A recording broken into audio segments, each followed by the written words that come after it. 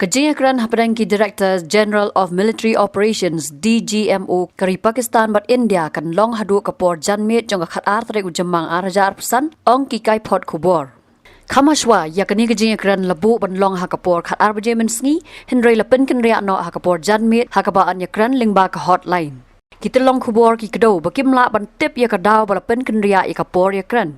Kani kajing bu por Ïakren kalami na kajing phone ka DGMO Pakistan hakapor no phaisi joka shpotari ujamang arja arpusan shaka DGMO India ban Ïakren sange yasiat nadu kapor san baje Janmiet. Kumban shukado ba katay Pynkynriah sange yasiat bat kiway pat ki kam jong kisipay la kalong na ringko na sun ne na duryaw kan tray kam na du ka san baje Janmiet bat kini ki artli ki DGMO kin Ïakren biang menta ka sngi ka khat artari ujamang arja arpusan.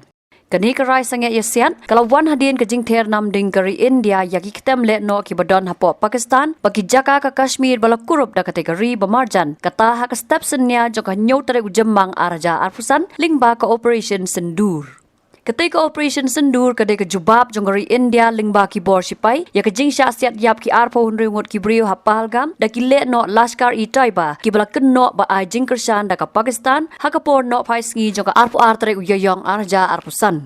Bot na katay kasngi kala don ka jing twat ka bajur da kisipay ri India bat ki bor pulit ka Jammu and Kashmir yaki le no bat penpra yaki yeng jong ki suba no yarap le no bat kala don ru ka jing siat penshrai ka ri Pakistan haki jaga khapot tat hadu ba kisipay India kin pentray kam yaka operation sendur hakabala siat nam ding yaki khandai tli ki ketem le no.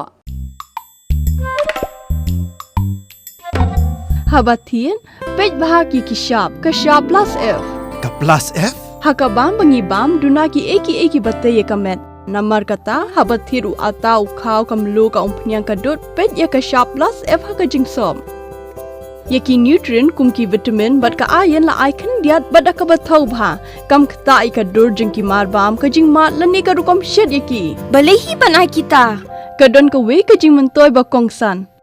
ka kot ka khia ka nutrition bakam bha kajing im bakam bha pendon kam daki mar ba modon ka sharp plus F menta kasni Lawan Ra Shapi Lyngba ko office jong Commissionerate of Food Safety Meghalaya